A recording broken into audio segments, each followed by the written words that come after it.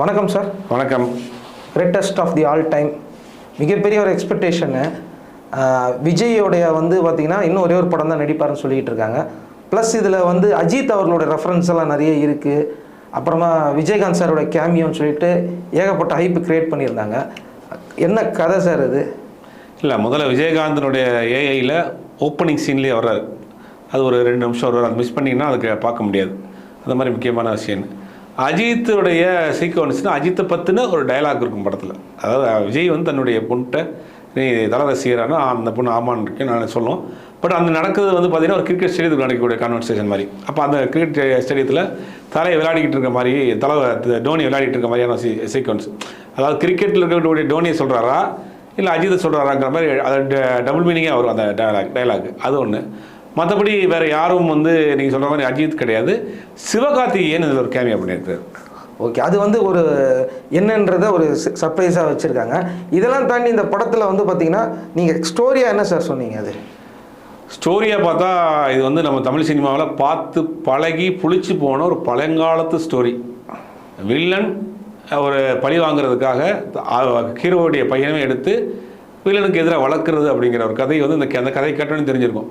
தமிழ் சினிமாவில் இது மாதிரி ஒரு ஆயிரக்கணக்கான கதை அந்த மாதிரியான ஒரு அதே கதை தான் இந்த கோட். ஆனால் அதை புதுசாக இப்போ உள்ள டெக்னாலஜி, சாங்கு, ஃபைட்டு, இந்த மாதிரியான விஷயங்களை முலாம் பூசி ஈஎம்பத்தாலைக்கு முலாம் பூசுகிற மாதிரி பூசி அதை புது ப்ராடக்டாக கொடுக்க ஆரம்பிச்சிருக்கிறாங்க. அது என்னென்னா இன்ட்ரோல் வரைக்கும் அந்த கேரக்டரை இன்ட்ரடியூஸ் பண்ணுறது, அதை சேசிங்கு ஃபைட்டிங் அப்படின்னு போகுது. இன்ட்ரோலுக்கு பிறகு கதையை அவங்க ஓப்பன் பண்ண ஆரம்பிக்கிறப்போ அந்த கதையை ஏற்கனவே பார்த்து பழகப்பட்ட கதையினால் அதை ட்விஸ்ட்டுன்னு நினச்சி வச்சுருக்காங்க நிறையா. இன்ட்ரோலுக்கு பிறகு ஃபுல்லாகவே ட்விஸ்ட்டாக தான் இருக்கும். பட் அது எல்லாமே அவங்க தெரிஞ்சிடும். அவங்க நினச்சிருக்காங்க அந்த ட்விஸ்ட்டு உடனே இங்கேருந்து அங்கே மாறும், வங்காத்தா மாதிரி மாறும் அப்படின்னு நினச்சிருக்காங்க. பட் அந்த ட்விஸ்ட்டு பார்க்கக்கூடிய ஆடியன்ஸுக்கு தெரிஞ்சிருது. அதில் பெருசாக ஒரு சஸ்பென்ஸ் இல்லை. அதில் ஸ்க்ரீன் பிளே பொறுத்த வரைக்கும் எப்படி சார் இருக்குது? லேகாக இருக்கா, கொஞ்சம் ஸ்பீடாக இருக்கா, இல்லை பார்த்தீங்கன்னா நல்லா என்ஜாய் பண்ணுற மாதிரி இருக்கா? இன்ட்ரோல் வரைக்கும் நீங்கள் ஸ்க்ரீன் பிளே பார்த்தீங்கன்னா ஒரு 3 ஃபைட்டு, ஒரு 3 பாட்டு, காமெடி, சேசிங்னு இன்ட்ரோல் வரைக்கும் போயிடும். இன்ட்ரோலுக்கு அது மாதிரி தான் கொண்டு போவாங்க. இன்ட்ரோலுக்கு பிறகு கதையோடு போகிறப்ப இதுக்கு இன்ட்ரோலுக்கு முன்னாடி கதை இருக்காது, இந்த சீனாகவே போயிட்டுருக்கும். இன்ட்ரோலுக்கு பிறகு கதையோட சீன் போகிறப்ப அங்கே ஒரு பெரிய லேக் இருக்குது. இன்ட்ரோலுக்கு பிறகு நீங்கள் தேட்டரில் நெளிய ஆரம்பிச்சிருவீங்க, அந்தளவுக்கு இருக்கும் படம். இந்த படத்துடைய லென்த்து எப்படி சார் இருக்குது கொஞ்சம் பார்க்குறதுக்கு? 3 மணி நேரம். இடையில செகண்ட் ஹாஃபில் கூட லென்த்து கட் பண்ணியிருக்கலாம். கிட்டத்தட்ட ஒரு 10 நிமிஷம் கட் பண்ணியிருக்கலாம். மேபி அதை கட் பண்ணுறாங்களா என்னன்னு தெரியல. இனிமேல் ஒருவேளை கட் பண்ணியிருந்தால் உங்களுக்கு பார்க்கறதுக்கு கிறிஸ்பாக இருந்திருக்குமா? இல்லை, கதையைத்தானே சொல்ல வராங்க. எப்படி கதை நீங்கள் எப்படி தான் எப்படி சொல்லுவீங்க? வில்லனுக்கு எதிராக அவருடைய ஹீரோடைய பையனை எடுத்து வில்லனுக்கு எதிராக ஹீரோக்கு எதிராக வளர்க்குறாங்க அப்படிங்கிற அந்த ஒரு கதையே கான்செப்டே தப்பு தானே. அந்த இன்ட்ரோல் பிளாக் கிட்டத்தட்ட கிளைமேக்ஸ் பிளாக் ஒரு 20 நிமிஷம் 15 நிமிஷத்துக்கு மேலே போகுது. பட் எண்டு தான் நமக்கு கெஸ் பண்ணிட முடியும், ஈஸியாக தெரிஞ்சிடும். எண்டில் ஹீரோ தான் ஜெயிக்க போகிறாரு, அப்படி எப்படி ஜெயிக்க போகிறாரு அப்படிங்கிறது நமக்கு முன்னாடி தெரிஞ்சிடும். அதை அவங்க ஒரு 10-15 நிமிஷம் அதை வீழ்த்திட்டு போகிறப்ப அதில் ஒரு சுவாரஸ்யம் இல்லை. மோகன் எப்படி சார் நடிச்சிருக்காரு இதில்? மோகன் நவரச நாயகன், வெள்ளி விழா நாயகன் மோகன். அவரை ஏன் இப்படி கொண்டு இழுத்து விட்டாங்கன்னு தெரியல. அவருக்கு அந்த போட்டிருக்கக்கூடிய அந்த கெட்டப்பே பெருசாக ரீச் ஆகலை. பார்த்தீங்கன்னா நமக்கு வெள்ளி விழா நாயகன், காதல் மன்னன் அந்த மாதிரி ரொம்ப லவ்லியாக பார்த்துட்டு இருந்தவரை இந்த படத்தில் ஒரு வில்லனாக, கொடூர வில்லனாக காமிச்சிருக்கிறாங்க. பட் அந்த வில்லனுக்கு போட்டிருக்கக்கூடிய அந்த கெட்டப் பெருசாக அது இதில் அவருக்கு அந்த கரெக்டாக ஒர்க் அவுட் ஆகலை, மேட்ச் ஆகலை. ஸோ நீங்கள் சொல்கிறதெல்லாம் பார்க்கும்போது வில்லனை இன்னும் கொஞ்சம் ஸ்ட்ராங்காக காட்டியிருந்தாங்கன்னா நல்லா இருந்திருக்கும்.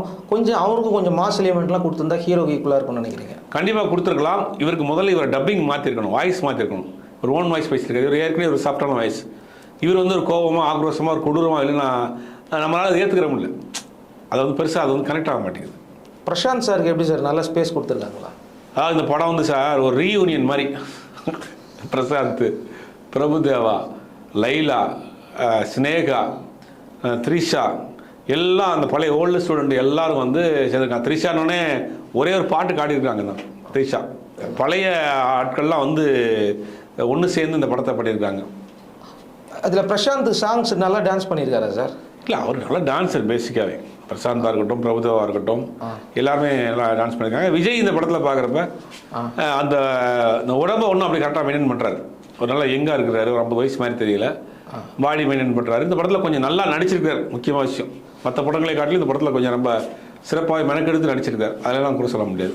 ஸ்னேகா சார் ஸ்னேகா ஒரு ஹவுஸ் ஒய்ஃபாக வர்றாங்க, 2 குழந்தைக்கு அம்மாவா. அவங்க கொடுத்த கதாபாத்திரத்தை கரெக்டாக செஞ்சுருக்காங்க. முக்கியமாக இந்த படத்தில் இன்னொரு ஹீரோ, பெரிய ஹீரோ இருக்கார், அவரை பற்றி தான் நான் கேட்க போகிறேன். பிரேம்ஜி எப்படி இருக்காரு? பிரேம்ஜி எல்லா படத்துலையும் வருவார்ல, ஒரு ஓரமாக ஒரு சின்ன ஒரு ரோல், அதே மாதிரி பட்டாலும் ஒரு ஓரத்தில் ஒரு சின்ன ரோல் பண்ணுறாரு. கிளைமேக்ஸில் அவரை சுற்றி நடக்கிற மாதிரி தான் கதையை முடிச்சிருப்பாங்க. சரி, படத்தில் குறிப்பாக நிறைய பேர் சொன்னாங்க சாங் எங்களுக்கு ஒட்டவே இல்லை அப்படின்னாங்க. பட் தியேட்டரில் பார்க்கும்போது எப்படி இருந்தது? பேக்ரவுண்ட் மியூசிக் எப்படி இருந்தது? பேக்ரவுண்ட் மியூசிக் ரொம்ப நல்லா பண்ணியிருந்தார். யுவன் சங்கர் ராஜா சிறப்பாக பண்ணியிருந்தார்.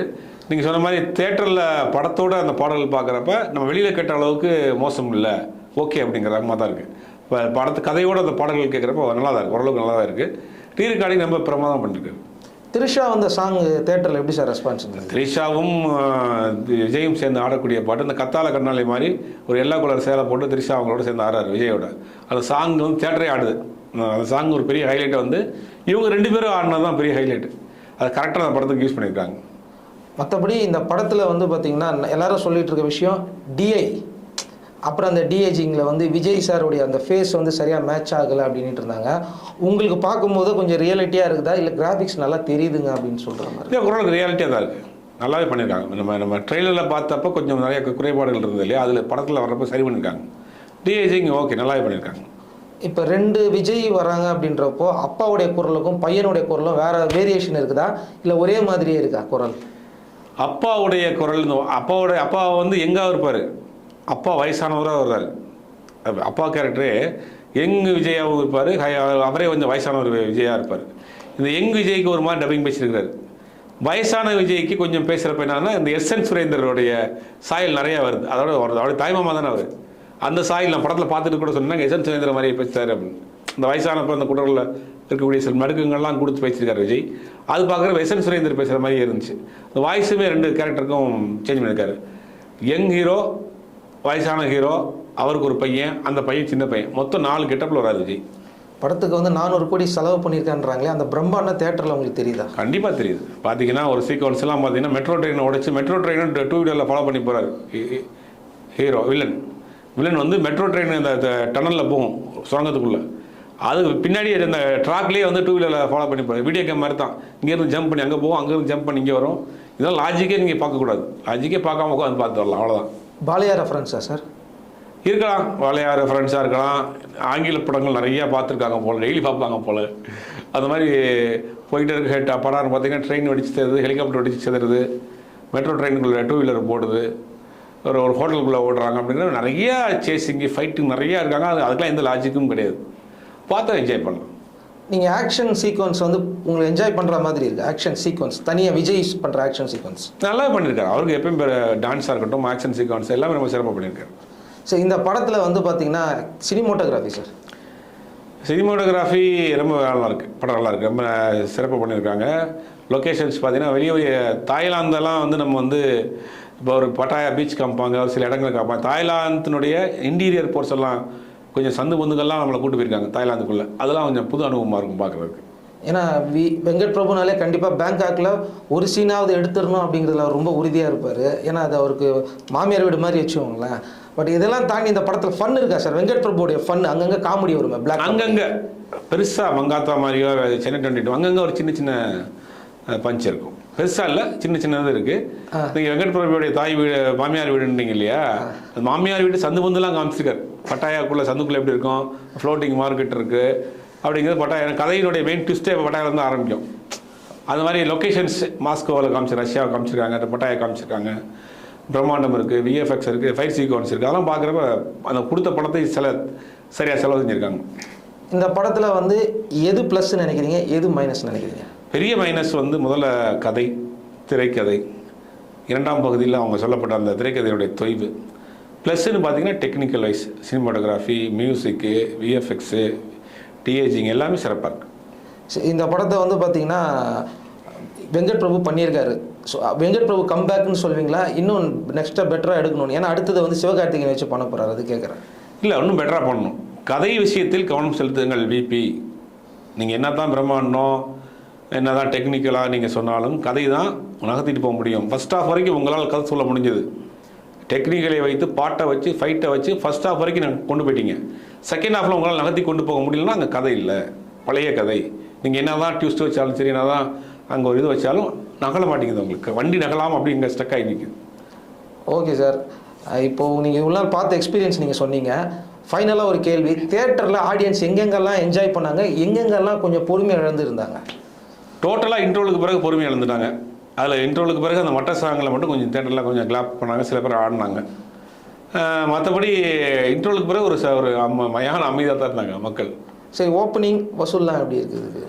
வசூல் வைஸ் உங்களுக்கு எல்லாமே 3 நாளைக்கு புக்கிங்கு எல்லாமே எல்லா இடங்கள்லையும் படம் வந்து பிச்சுக்கிட்டு போயிட்டு இருக்கு. அது ஒன்றும் மாற்றுக்கிறதுலாம் கிடையாது, படம் நல்லாவே போயிட்டு இருக்கு. தேங்க்யூ சார், மீண்டும் சந்திக்கலாம்.